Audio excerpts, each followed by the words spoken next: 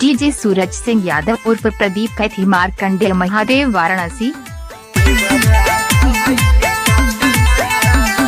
छोटे घाटे घाटल घाटना बा, छोटे घाटे घाटल घाटना बा, देवरा ठेकुआ चाटना बा, देवरा भइल चाटना बा।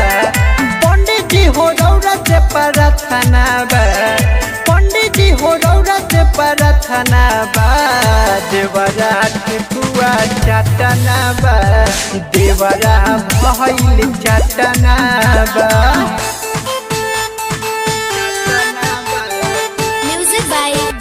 डीजे सूरज सिंह यादव उर्फ प्रदीप कैथी मार्कंडेय महादेव वाराणसी।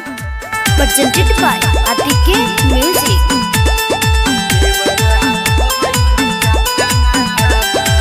हम तो रही पूजा करत सुन छठी घाटे, पीछे पीछे रहे देवरा सुन हमारा साथे, सुन हमारा साथे।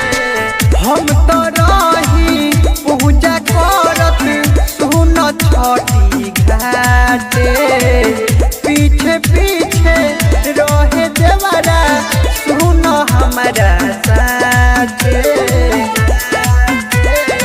घाटल बड़ दूर घटना बा, घाटल बड़ दूर घटना बा, देवरा ठेकुआ चाटना बा, देवरा भइल चाटना बा।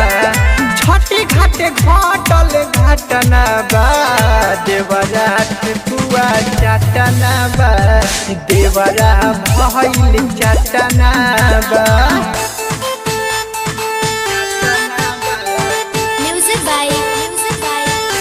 डीजे सूरज सिंह यादव उर्फ प्रदीप कैथी मार्कंडेय महादेव वाराणसी।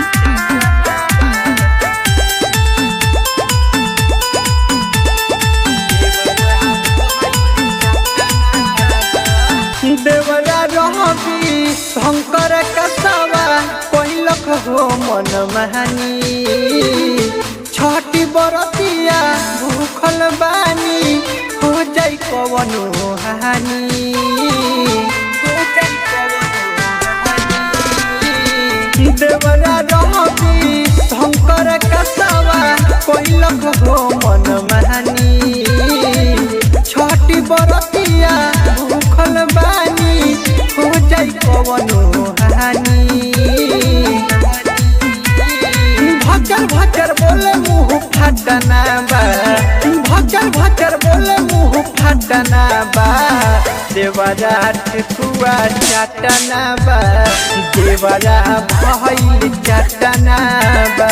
छोटे घाटे घाटल घाटना बा, देवरा ठेकुआ चाटना बा।